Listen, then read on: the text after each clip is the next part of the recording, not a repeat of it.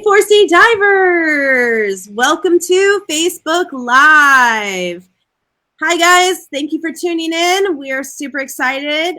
We've got a great presentation tonight with a fantastic researcher here on the line. We've got Kelsey Johnson-Sapp right here. Say hi to Kelsey, everybody. All right, in the comments section, we want to know, say hello, and we want to know where you're listening in from, because it's always great to see where in the world you guys are. I mean, we've got people that are outside of the US that listen to these Facebook Lives. So it's good to know who's listening in so that we know who might be interested in the topics that we have. So as you guys know, whenever we're presenting, you guys can comment and ask questions and we'll answer those. And also you can give us the thumbs up, the smiley face, or the heart shape emoji to let us know that you're enjoying this presentation tonight. Another thing, you guys know, it's our Give Thanks to Our Oceans month. With Thanksgiving coming, we like to make sure that we give thanks to our oceans, because those are the things that we need to care about as divers, because we want to go diving and see the pretty corals. We want to see all the cool critters. So as divers, we need to become advocates and making sure that we know what we can do to help keep our oceans healthy and protected. So all right, some people are chiming in, saying hello. Hi, everybody. Say hello to our guest presenter.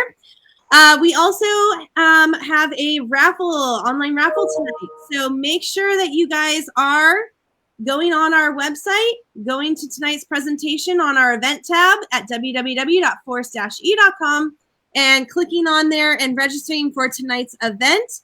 And the reason why you're going to want to do that is because we are giving away one of the SSI Coral Ecology digital kits. So it's not the full class, but it's the kit that you need to be able to take the course.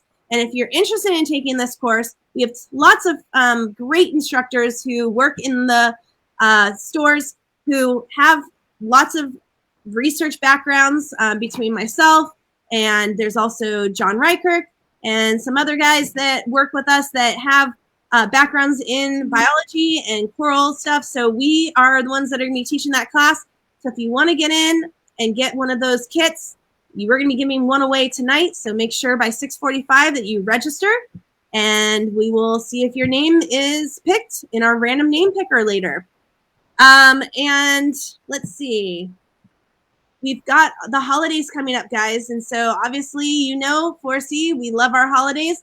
Make sure you mark your calendars. December 9th is our holiday party. So again, go to our events and you'll see more information about the party. Guys, can you hear us okay? Give us a little thing, because I'm having a hard time hearing back. Oh, here we go. Now I'm hearing us. Sometimes I worry about this technology. We were having some issues, Kelsey and I. So all right, so Kelsey Johnson-Sapp. This is our guest presenter, you guys. She is going to be talking about coral reef futures with the Coral Reef Futures Laboratory. Go ahead, Kelsey. Awesome. Thank you so much, Nicole. Can you see my screen okay? Hopefully. Awesome. Yeah, so like Nicole said, my name is Kelsey Johnson-Sapp. I'm a PhD candidate at the Coral Reef Futures Laboratory at the University of Miami's Rosenstiel School of Marine and Atmospheric Science. A huge thank you to 4C Scuba for hosting me today and putting on this Give Thanks to Our Oceans event.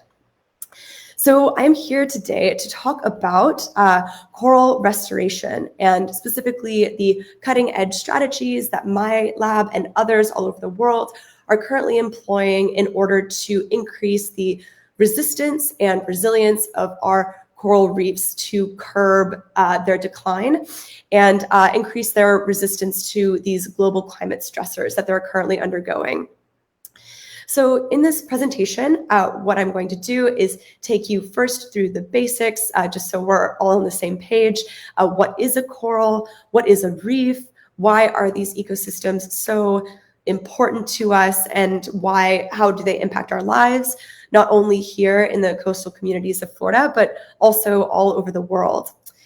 And then we're going to go into the plight of coral reefs and the different types of stressors that they're facing, and what restoration measures my lab and others are taking in order to counteract these pressures. And also in addition to what we can do in our everyday lives in order to help support and defend these magnificent ecosystems. Because I know as divers, we really love these coral reef ecosystems. I don't think that we would be here today if we didn't care at least a little bit about the fate of these amazing structures. And I think that as divers, we've had the really fortunate experience of having, firsthand, like very intimate contact with reefs. However, that's for the majority of the population, that's actually not the case, right? And so it's really important that we work to bridge this gap in knowledge, this gap in empathy and caring for these creatures. Because they do truly affect all of us. And so that's why events like these are so incredibly important, so that we can really hone our knowledge and share what we've learned to promote stewardship in others for the future. So dismounting soapbox, let's get started. So starting at step one, what is a coral?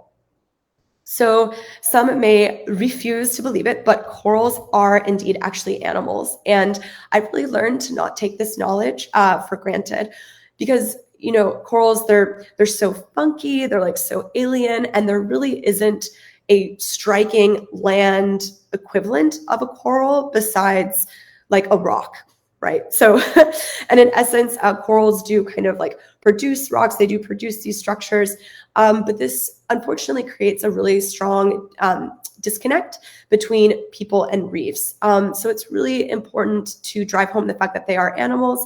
There's this misconception that they might be plants or fungi, but indeed corals do belong in the kingdom Animalia, and more specifically in the phylum Cnidaria.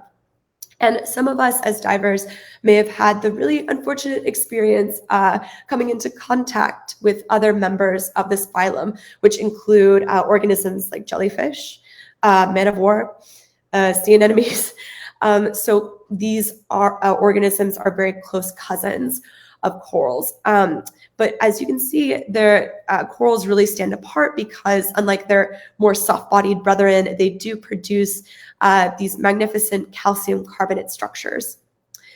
So when we're looking at a coral, what we're actually looking at is a very thin veneer of living tissue that lives on top of what is essentially a dead skeleton. And this veneer of tissue is actually only 2 cell layers thick. And corals, they are mostly inhabit the shallow waters of the tropics. And although they only account for about 0.1% of the Earth's surface, they're actually responsible for over 30% of all marine biodiversity. And so there's this really interesting dichotomy with corals serving as both organism and individual, and also as ecosystem. There are very few ecosystems in the world like it. Another one that comes to mind is an oyster bed. So also this really interesting dichotomy of where we as scientists have to take the animal and individual into account, but also survey it like an ecosystem and all of the really dynamic and complex interactions that come along with that. So with the biodiversity of corals comes the consequence that a lot of animals rely on coral reefs, a lot of fisheries and crustaceans and mollusks and things that really drive global economies. So about over 20% of the human population relies on fish protein as its primary source of nutrition. And so we really see this human coral interface and codependence really come to light when we think of how much corals truly do feed the people of the world. And not only that, but corals also provide a swath of other ecosystem services. They serve as storm barriers, reducing wave action during storms. They are a huge hub for tourism, as we know. They also have biomedical uses as well. And to touch on that first idea of coral reefs serving to protect us against storm surges, this is really relevant to us in Florida, where we are inhabiting essentially a giant peninsula that is at sea level and is very prone to destruction from storms, which can not only take away our homes, but also our livelihood.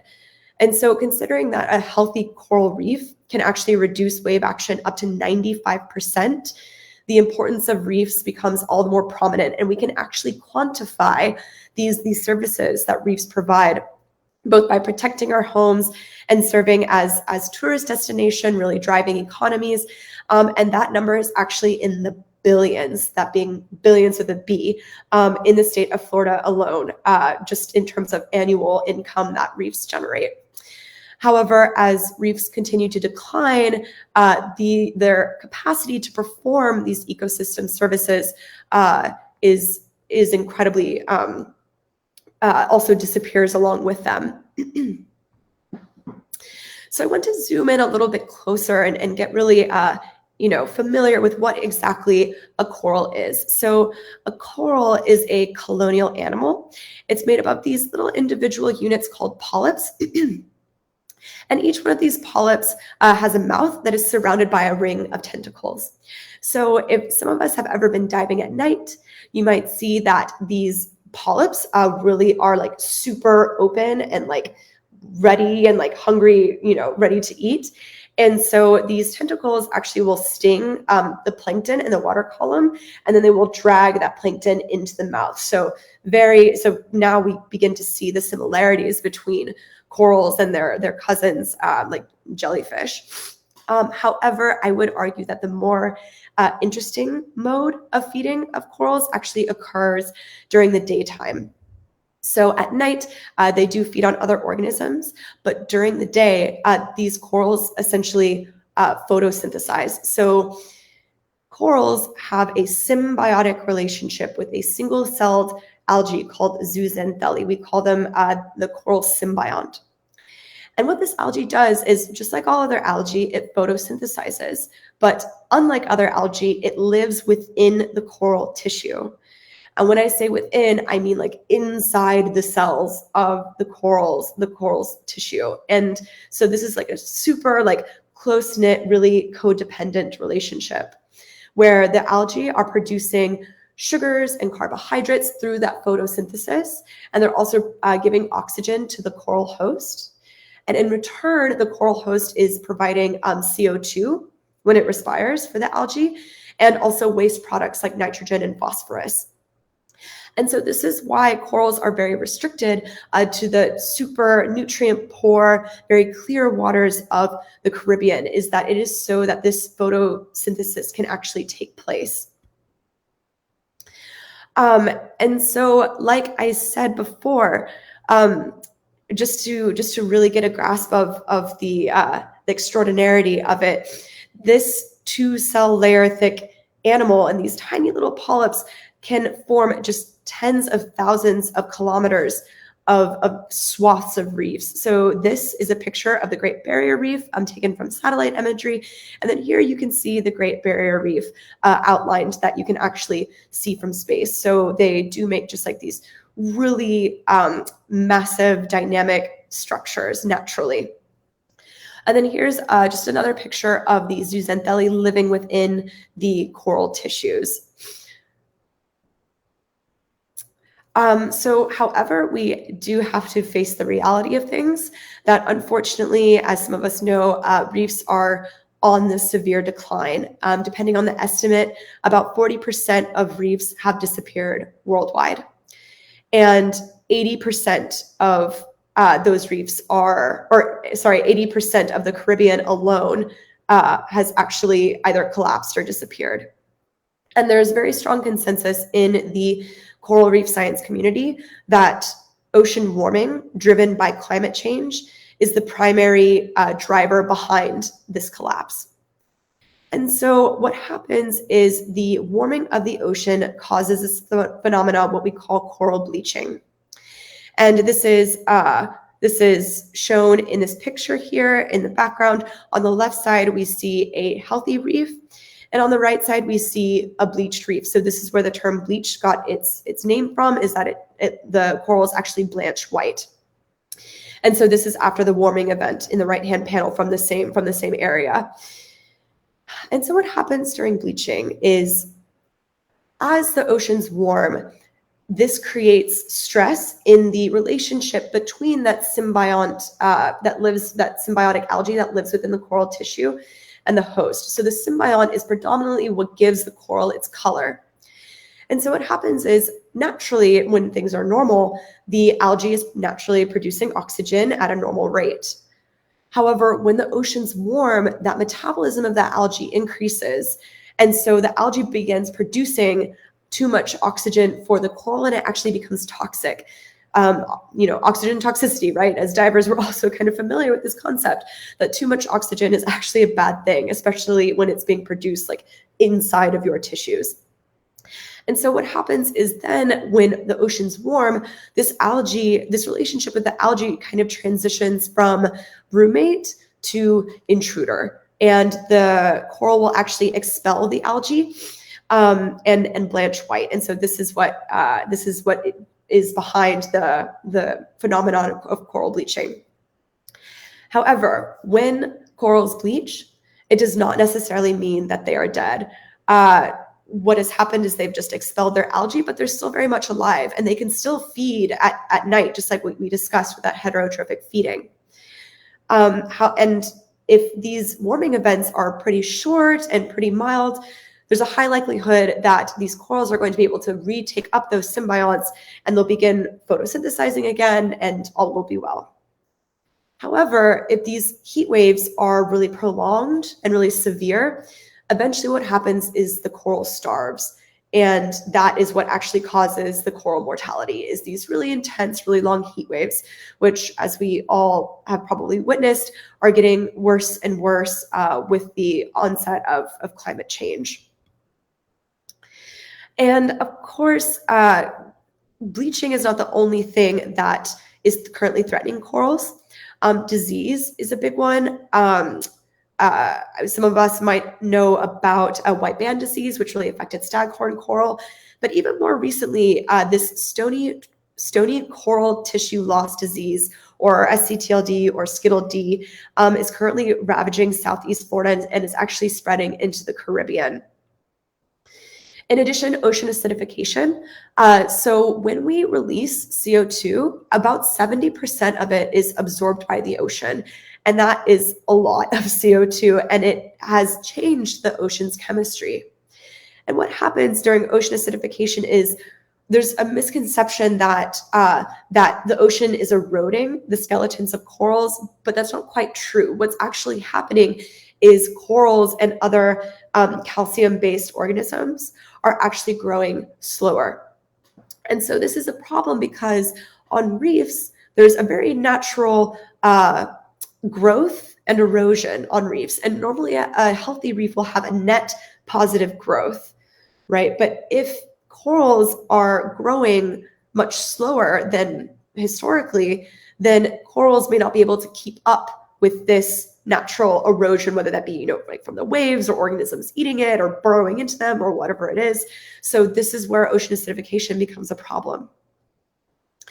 The breakdown of spawning synchrony and habitat fragmentation. So this is something that's not talked about too often. It's kind of a more recent discovery where corals can be either both male and female, or they can be what's called gonochoric, meaning they are either male or female. But either way, they are broadcast spawners, where they will broadcast their sperm and egg into the water column. And it's really important that when they do that, they do it all together, right? Because corals, they are sessile, they cannot move, they cannot go find mates, they cannot go on, little coral dates. So they have to make sure that this is all happening at the same time. And how they do that is they use temperature cues, chemical cues, also light cues. Here in the Caribbean, it's most species spawn a couple months out of the year during the summer, during the full moon. However, with the changes in temperatures, this is causing their synchrony to actually break down. And this is a really big issue because if corals are releasing sperm and egg at different times, we won't have that successful recombination. We won't have those successful larvae that will then recruit to the reef, and we won't have future generations of coral. And then finally, eutrophication. So this is just a fancy way of saying algal blooms, right? So again, here in Florida, some of us are pretty familiar with the idea of algal blooms and the red tide and fish kills. So this happens on reefs as well. And it often happens when corals are in a weakened state. So corals and algae are actually very natural competitors, and a healthy coral is able to kind of, like stave off the algae. But when a coral is weakened either from disease or from bleaching, that gives opportunity for the algae to kind of take over. And especially when there's an influx of nutrients into a water body, into the coral's environment, then now we're basically fertilizing the algae, and the algae now have a competitive advantage over the coral, which unfortunately some of us may have seen while diving. We see these mats of algae that have kind of over encrusted the coral. So this is another big issue as well. So now to enter my team, the Coral Reef Futures team here at the Rosenstiel School is led by our fearless leader, Dr. Andrew Baker. We currently have 9 graduate students in the lab, 6 of which are PhD students, including myself, and along with 3 master students. And so our lab is currently of the ideology that coral reefs are not able in their state to recover naturally, that they require human intervention in order to return to their historic assemblages. And there's a lot of intervention strategies being tested, and there's not going to be a silver bullet in terms of strategies. There won't be, like one intervention to rule them all, right? Like we're going to need a really diverse portfolio of intervention strategies in order to counteract all of these different threats that coral reefs are facing. So that's where my lab comes into play. Each member of my lab really has like their own wheelhouse and specialization that they've really begun to hone. And Florida has been a really interesting arena for interventions, because not even 5 years ago would these intervention strategies be considered. Before, there might have been, a few nurseries here and there in the ocean environment, but now they've really proliferated. Growing corals in nurseries has really become commonplace. And now we're beginning to not only grow corals, but manipulate them, where they are, manipulate their symbionts and stress harden them to cross them through assisted evolution. So, which I'm going to touch on all of these things, but it's important to remember that as fascinating and as cool as these intervention strategies are, we are doing them out of necessity. We are doing them because the state of coral reefs is pretty dire. And so we really need to exhaust everything in our toolkit in order to identify what works and try to scale it up to make it as efficient as possible. So some of us might be familiar with this idea of coral restoration. So the idea of restoration is to take corals or parts of corals out of the environment and to place them in assemblages that are pretty degraded. But the question is how does that work? How are we not robbing Peter to pay Paul? And the reason why is because, as I mentioned before, corals are colonial animals. So they are genetically identical all the way around. And this provides a really unique and very useful characteristic where we can actually cut corals and fragment them, and they will continue to grow.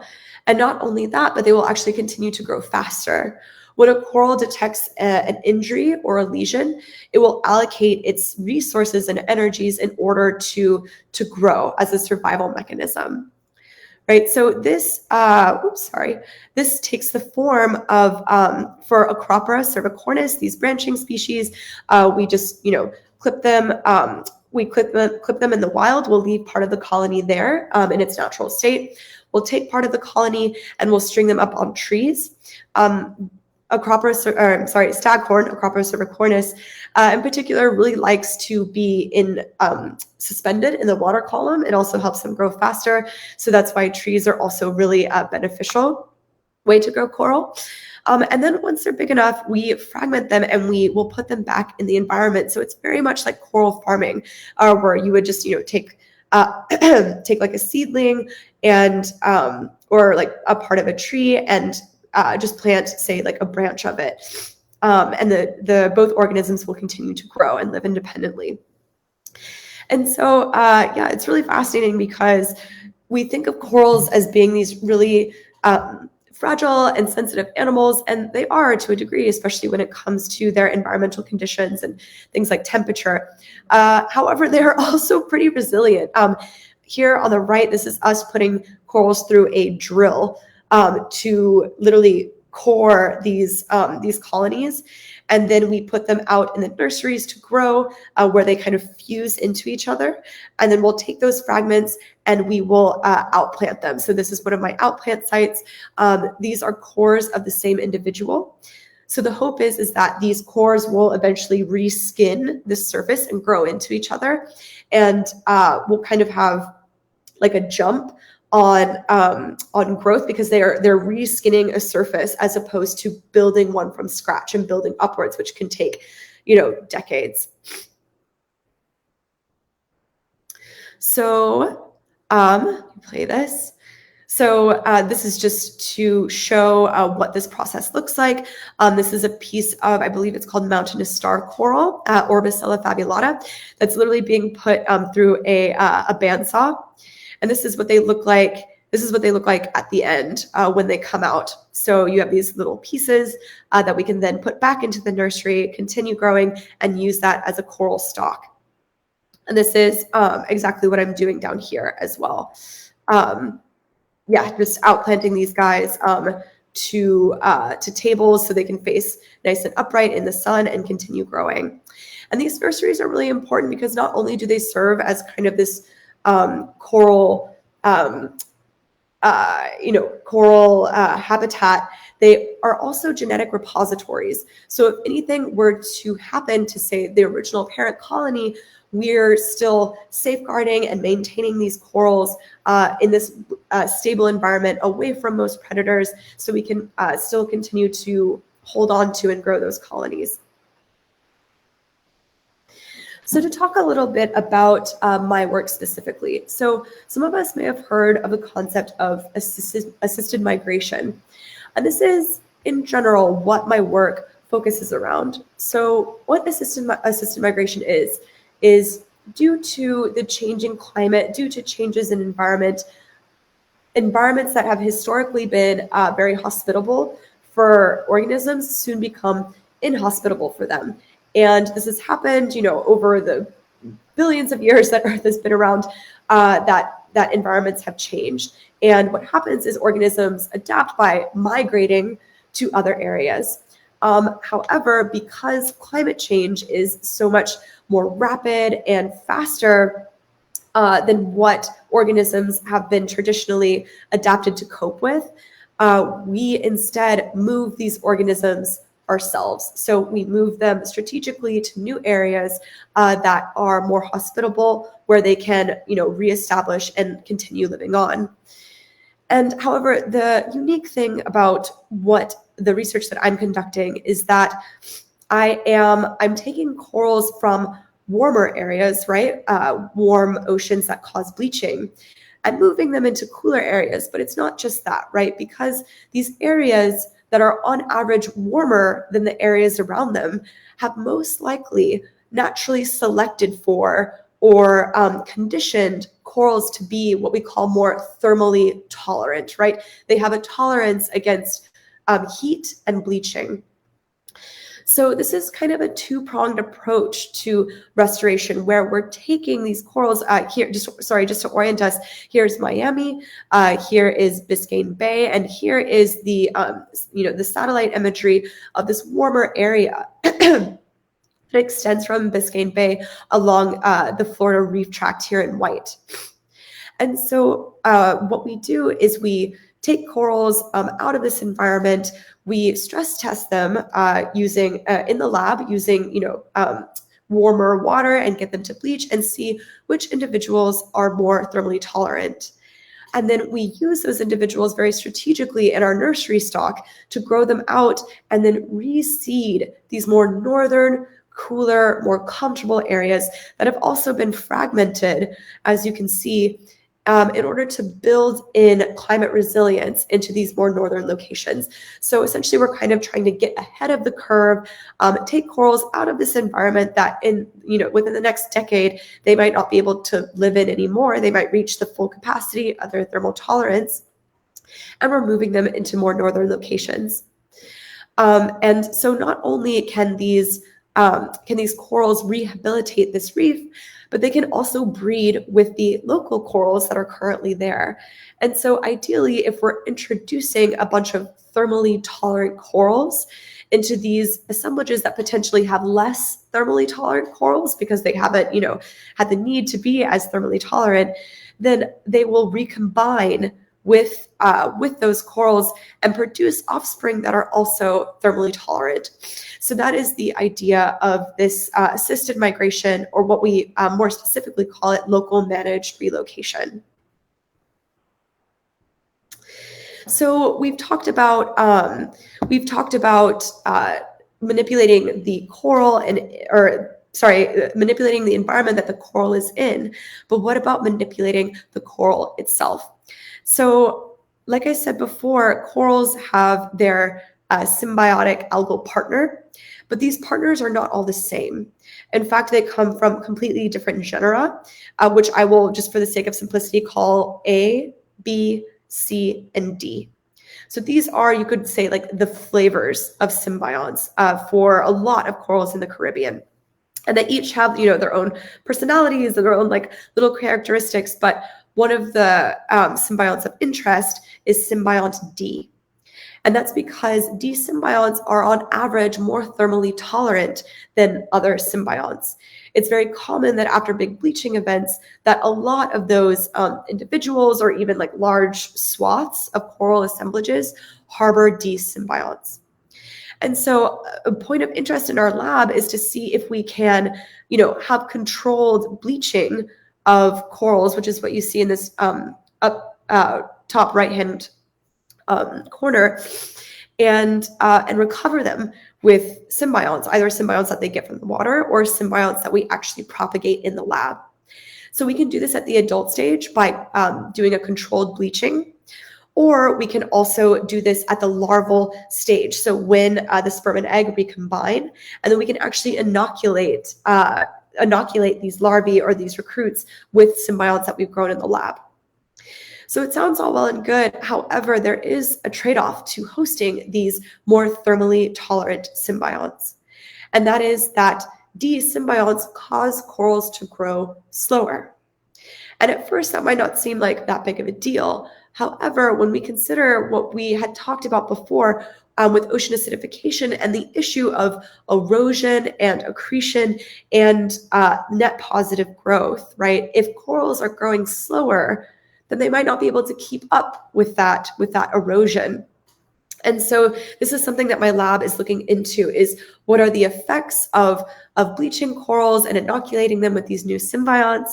What is the survival rate of, when we put them out on the reef after having done this? What is the effect on their growth and physiology? So just really delving into all of these potential consequences before we really employ them as a restoration strategy. So the birds and the freeze. So another way that we have, that we're trying to ensure the future of reefs is at, like I mentioned before, the larval stage.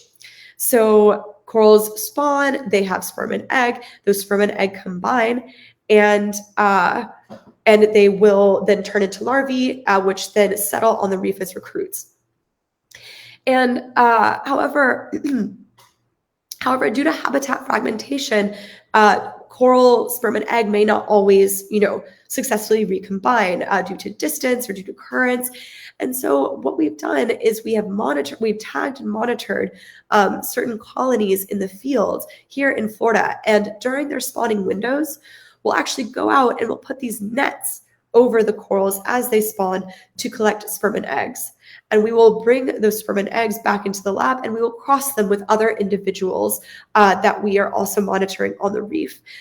So this promotes successful fertilization, but it also promotes successful genetic recombination and diversity, right? So getting corals that are far away that normally wouldn't be able to interact and crossing their egg and sperm. And a major way that we do this is we can do it the night of, but we can also cryopreserve their sperm by freezing it. So this is one of my colleagues, Liv Williamson. And so what she's doing is she'll take the sperm from the corals and she'll freeze them. And so what that allows us to do is to, first of all, create what is essentially a sperm bank of these corals to have that really important genetic material for the future. Basically just like creating a library of all these different corals. But it also allows us to make very strategic crosses. So if one coral spawns one night that we've identified as either being disease resistant or thermally tolerant, and another coral that is also disease resistant or thermally tolerant spawns another night, then we're able to freeze those sperm and egg and cross them strategically at a later date. So now we're not restricted to, only what we got that evening. Now we can actually make these crosses to promote offspring that are both disease and bleaching resistant, which will be really important for the future of coral reefs.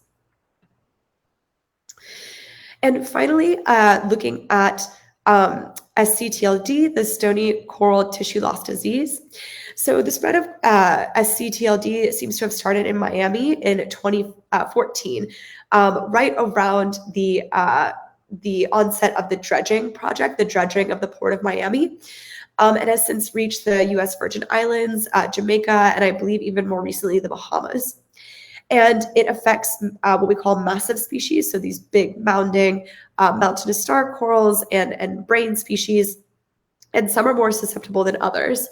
So what my lab is looking into is looking at the drivers behind coral disease resistance. So this is one of my colleagues, Carly Dennison, is looking at the effects of different types of symbionts on disease resistance to see if, say, symbiont B actually makes corals more disease susceptible.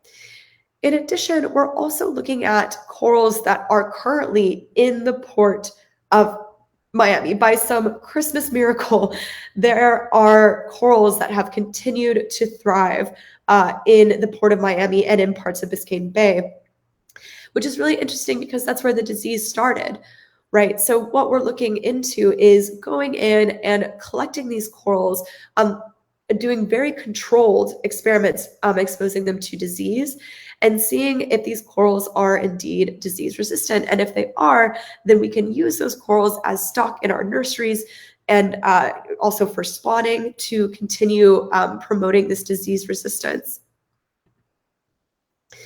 And finally, this is just a quick plug for our new facility that is currently expanding, the Southeast Florida Coral Restoration Hub. It is a collaboration between the Rosenstiel School, or RASMUS, the Florida Aquarium, Seacor, Nova Southeastern University, and the Frost Science Museum.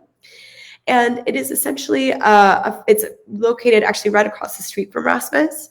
And it's essentially just a hub for rescue corals, for corals of opportunity, which are corals that have like kind of fallen over in the field that we find. So we take them into our facility, we recover them, and then we put them in our nurseries. They're also used for research and for spawning for a lot of our efforts in coral restoration. And I believe that the numbers of corals that we've had now is in the thousands, and it's still being built out. And we do expect this facility to grow over just the next couple of months. So we'll have a really, really big capacity in order to take in a lot of these corals. So I never want to end on a somber note when talking about reefs, because there are definitely still bright spots in the world where reefs are continuing to thrive. And there are also success stories in the Caribbean where we have successfully restored parts of the Florida Reef Tract. These efforts are, just kind of now beginning. The important thing to remember is that reefs will be the first ecosystem that we lose in the history of humanity. They are often called the canaries in the coal mine.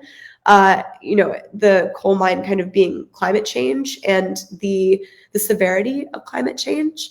However, I don't like to think of them as canaries.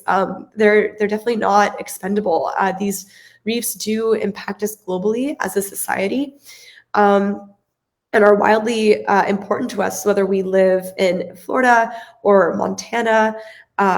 These reefs do sustain a lot of our economies. They sustain the marine protein and fish that we eat. And there's still so much to be discovered about reefs.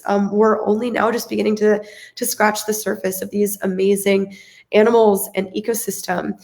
But there is definitely hope. Like, these intervention strategies, they are not a solution. They're meant to be preventative.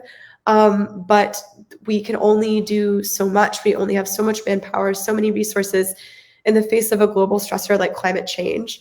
But none of us would be in this line of work if we didn't think that there was hope, if we didn't think that there was a way that we could turn the tides of coral reef decline. And it's important for us to remember what we can do as individuals, that we do have the power to make a difference, to reduce our carbon footprint by day-to-day activities like driving our cars less, or consuming less meat, or especially going out and voting for representatives that believe in science, believe in climate change, and are pushing for governance that can really protect and save reefs. And I believe with that, I just want to give a huge thank you again to Force E Scuba for having me. This has been really amazing talking to you guys. I really hope that you learned a little something today. Never forget that you as divers are incredibly knowledgeable and have had this amazing experience with reefs that you can share with others to inspire behavioral change. Just in case, if you want to learn more, this is the website down below, as well as our Instagram, in case you want to see some of our media at Coral Reef Futures. And there is my personal email contact in case you would like to ask any questions or continue the conversation. But thank you so much for having me today. Awesome. All right. So guys, I'm sending over the website for you guys to get a little bit more. It'll show up in the comments section for the Coral Futures Lab. And we do have some questions for you, Kelsey. All right. I think someone wants to know, how long does it take for the coral to grow from a larval stage to the adult stage? Right, that's a great question. So it really depends on the species. So for instance, a branching species like staghorn will probably take anywhere, I'd say, from maybe like 2 to 5 years, somewhere in that. And I consider the adult stage being like spawning ready. So like a mature adult. However, mounding species, they have this trade-off where they're, bulkier and, more stable, but that means that they also grow a lot slower. So I believe it can be anywhere like up to 10 to 15 years before a coral is actually spawning ready. Okay, awesome. All right, so they want you to talk a little bit about like the deep, colder reefs. How are they doing versus the shallow, warm water reefs?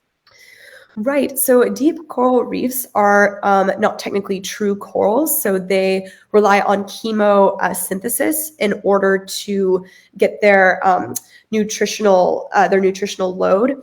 So obviously deep water corals are, or at least I assume when they say deep water corals, they mean like in the beyond like what we call the photic zone, where there is no light.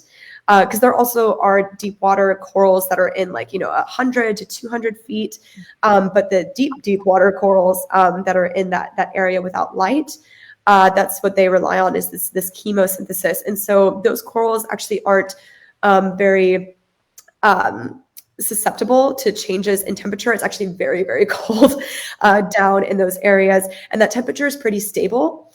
It's more like shallow water areas where they have like that larger flux in temperature. But what's actually destroying those corals is trawling. So you have these massive trawlers that what they just do is they sink a giant net on the bottom of the ocean floor, and they just drag it for miles. And these nets can be almost a mile long. And so it just rips up all of the deep water corals in those areas. So I'm definitely not an expert in deep water corals, but I would say that is probably the primary threat to very deep water corals is trawling. Okay. So a question that I had, since we're talking about differences in corals, deep versus shallow, but then there's also, you have the softer corals. So is anybody at your lab working with soft corals that are in the Caribbean? No, not at the moment. Yeah, so my lab predominantly focuses on the scleractinian corals, or the the true corals where they have that calcium carbonate skeleton and are the primary reef builders. But there are definitely other labs that are looking into, things like sea fans and sea whips. However, we're looking into the hard, skeleton-based corals, because those are going to be, our first line of defense in the coral reef track against, sea level rise, and they form the basis of a lot of our reefs, so the major reef building corals. So yeah, definitely. Okay, so a question that is on here is, what is the expectation of being able to porphyry dying reefs and more thermal tolerant corals in time to prevent total loss situations in areas large enough to hurt the important part that corals play in our lives in industries like pharmaceuticals? That was a mouthful, but that's right. I mean, I would say that there, in terms of our expectations, we definitely do not expect to save coral reefs like doing what we're doing at the local level, right? We're not, expecting that like trying to replant a bunch of these reefs is going to solve like this global issue. What we're trying to do is we're really just trying to mitigate as much as possible these threats that are currently facing reefs. And so the distinction between that is that we are just basically trying to put a Band-Aid on kind of this bleeding arm at the moment. So we're just trying to usher corals into this next era of climate change by, selecting for thermal tolerance, by selecting for disease resistance, and just trying to coax them into this new, dynamic environment that they're going to face. But the fact of the matter is that reefs will inevitably look very different in the future. And so we don't claim to try and restore an entire ecosystem, but we're definitely trying to restore parts of it and just do all that we can so that the reef can maintain its ecosystem services and its ecosystem function, which is essentially, providing habitat, serving as this storm protection, just being the reefs that we know and love, but they will most likely be different in the future, if that answers the question. Yeah. So, we're talking about it. I've actually seen other groups, not your group, that have done studies on not just the corals, but they're doing it on the disease control of it. Mm-hmm. And I've actually seen where they go down and they like put some kind of a blocker. And I don't know what that is, but I don't know if that's something that actually helps, or if they figured out if that's something that really actually helps these corals in the long run. Yeah, so that's a great question. So that's exactly what they're doing. They're basically putting an antibiotic paste on the corals. So yeah, they go down, and disease is very much delineated from like bleaching per se by like a very stark like white line where the tissue is literally just kind of like sloughing off. And so what they'll do is they'll go down and they'll put that paste like right in front of where that line begins, and they'll just put it all around where the living tissue is, and it will actually stop the progression of the disease. Okay. But the issue is that how do we scale that up, right? Like we're talking about like hundreds of colonies, and we're trying to go in there like one by one, and of course, we do what we can, and these people are doing like amazing work, just trying to just save, like what all we can, but the fact of the matter is that we can't like keep that up at the rate that the disease is progressing. Yeah. And I also noticed that it's like, it's so weird to me because I also do coral reef surveys with Reef Check. And what I've noticed is like, you can have like a diseased coral here, but then the same exact type of coral is next to it. It doesn't have disease on it. You're like, well, how is this not jumping over? It's so weird to, even with like coral bleaching, you'll see that there's certain corals that are bleached, but then there's other ones who haven't been, because there's different tolerances in bleaching. And I think what people don't realize is like, when you see one that's bleached, it doesn't necessarily mean the whole entire reef is bleached. And so like the first couple ones that we tend to see here, especially in South Florida, I always kind of know when we have hotter temperatures and we are having issues when the zoanthid blankets, the mats of zoanthids, it's a type of a softer coral. If anyone's, it's like that rubbery pink stuff that you guys see out on those shallow reefs. If that is like stark white, that's not good.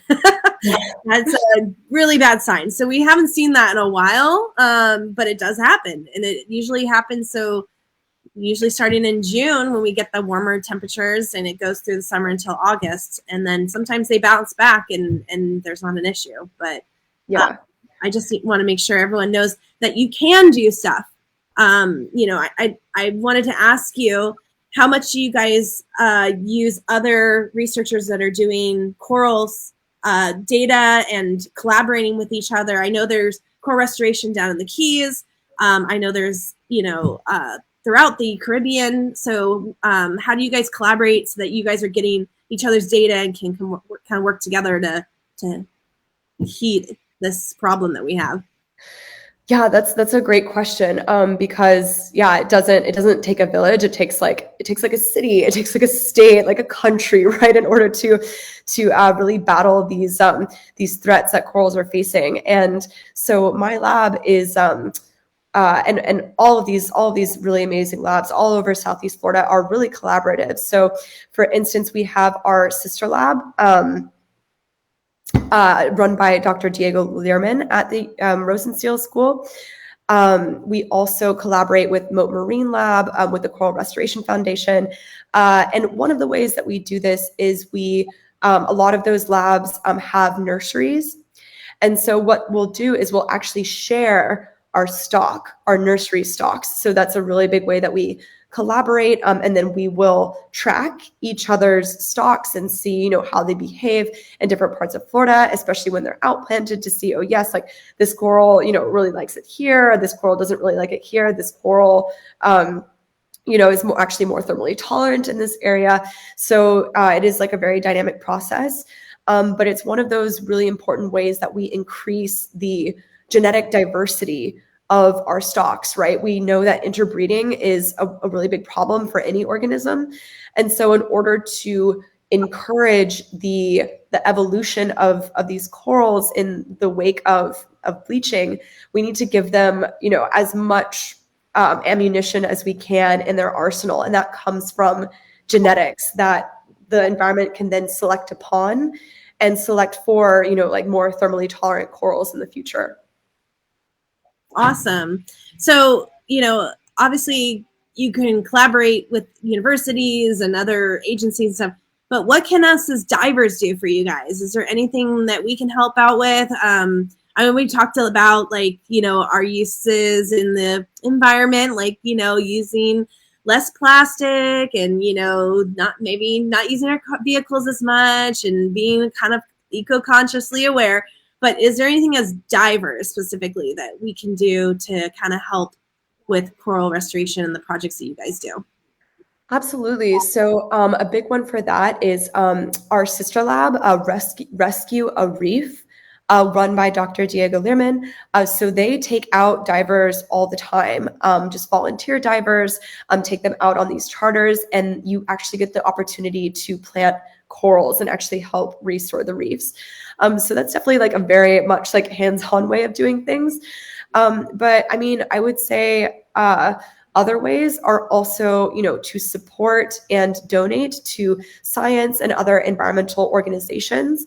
And that doesn't just mean money. I mean, it means time, it means effort, it means, understanding these mission statements and really understanding like the problem and being able to disseminate that to others. But there's definitely like underwater cleanups that can be done, and yeah, just like a lot of restoration. I know that the Coral Restoration Foundation also has some of these volunteer diver programs. That's just like super fun and just like a really great way for us to just get out and really see like the journey of these corals and what all it takes to try and restore an entire ecosystem. And you guys, if you really like watching our Facebook Lives, you can go back to, I think it was this year, or was it last year? I did a Facebook Live with the people from CFAN, and they actually love divers to give reports. So if you're seeing bleaching or disease, you can go to cfan.org. I just put it in the comment section, and you can do reports for them, and they can go out and take a look and see what you saw. They need things like GPS coordinates, and they need, you know, time and date that you were out. And that helps them so that they can kind of go out, take a look, and then they can alert, you know, researchers to go and take a look as well. So, and then it's also like, I have one more question. Sorry. I'm a questions person because I get nerdy with all this biology stuff. So I was on a panel or a group. It was with the Sctld. I was a shareholder. I was the diving voice for that particular segment. And we talked about like marine protected areas in South Florida. So that way we could maybe relieve some stress to our coral reefs. And we had a lot of fishing people that were very like, nope, you can't take, you know, do these like no take zones and MPAs and stuff. And so that was kind of a pushback. But do you guys actually think if you had planted all these nurseries and we could put together a marine protected area, do you think that your corals would actually thrive more because the area is not being used? Or is it really not that big a deal that there is interaction with, you know, the public with your nurseries? I mean, I think, in my opinion, in the case of Southeast Florida, there's heavy fishing pressure down here. I mean, especially you see, you know, during lobster season, I mean, just mini season, I mean, you just see boats, I mean, just for miles. And especially in the Keys, you know, I mean, they're, you know, pulling up their anchors, they're causing all sorts of, they're destroying seagrasses. I mean, they're causing a lot of even just like physical destruction to the reefs, not to mention taking out a lot of the organisms that are responsible for like maintaining reefs. So for example, Lukey in the Florida Keys, that is like a no touch, no take area. And I think it's a really big testament to the fact that it is like the healthiest reef in the Florida Keys. And so I think that that's like really, you know, really strong evidence for, you know, an argument to impose these MPAs. I mean, I would say, yeah, to not touch, not take, to only come and observe is really big. We actually have, unfortunately, people drop anchor all the time at our sites or at our nurseries, and they've actually pulled out trees. And so, and that tree is gone, and the corals float to the surface and they die. So I would definitely say that employing a marine protected area would be really beneficial for not only the reefs that are already established here, but also for our nurseries. Yeah, and the biggest thing is that we're not trying to push a marine protected area for the whole entire coastline. It's just making little small sections so that you guys can thrive and build these nurseries and build these corals up, and then you can change it over time. You know, you don't have to have MPAs that are set in place for the end of the world. You can change them and you can move those areas around. And so that was kind of the thing that we talked about, was that, and you know, we kind of got shot down, but maybe hopefully in the future. Yeah, exactly. Sometimes you just have to keep trying. Yeah. Because with these marine protected areas, what happens is this overflow effect where fishermen will basically hang out on like the perimeter of the MPAs, and the MPAs are becoming so bountiful and so productive that you do have fish like, you know, on the edges just like leaking out over this MPA. And so that's what a lot of fishermen are doing, especially in like Southeast Asia, is having these very distinct fishing areas where they're still able to fish, but the fishery is able to be sustained for longer. Yeah, definitely. All right, so I'm just going to bring in the screen here. This is actually the website for your lab. So if you guys want to learn more about what Kelsey Johnson Sapp's up to, you can go to her website and they've got great resources there. So check that out. And I put the link in the comments. All right. So guys, like I said, we like to get you guys more information about the oceans. So let's go ahead and give away the SSI Coral Ecology online digital kit. So we're going to go ahead and get that random name picker. There's all the names. And winner is Stacy Wax. Stacy, if you're listening, give us a thumbs up. Let us know that you're excited and you want to learn more about coral. I will definitely email you more information about how to get signed up for that class. But Stacy, you are our winner tonight. Awesome. And guys, like I said, always go over to our website. There it is. Give thanks to our Oceans Month. We've got blogs about how, ways to minimize your carbon footprint and your ways to help save the oceans. We've got great presentations. Always get your reusable bag when you're shopping at Flora Sea. And if you want information about our Coral Ecology course, if you didn't win tonight, you can click here and we will get you set up and you can take that class. And it counts towards if you're into collecting certification cards and you want to become a master diver, it goes into that. Also, we have lots of products that are eco-friendly, sunscreens, wetsuits that are made out of eco-friendly materials, all types of cool things, guys. So take a look at that website and you can find out more about how to give thanks to your oceans this month. All right, Kelsey, thank you so much for this great presentation. Thank you, everybody at home, for tuning in. And we wanted to say thank you so much. I'm battling a sinus infection. You're battling a cold, but we got through it. And everybody actually noticed and they said thank you so much for giving us your time and your knowledge on this topic. And guys, you guys have a safe Thanksgiving. We hope to see you out there soon going diving. See ya. Bye, y'all.